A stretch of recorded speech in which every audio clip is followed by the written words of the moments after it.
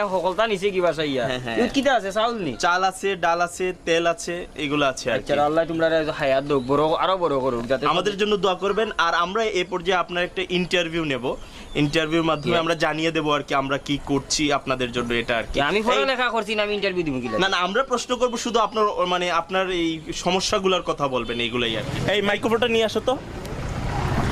আপনাকে প্রথম যে কাজটা করতে হবে, আমাদের সংস্থার নাম বলবেন, পরে আমাদের ধন্যবাদ জানাবেন। সংস্থার নাম কি আপনার?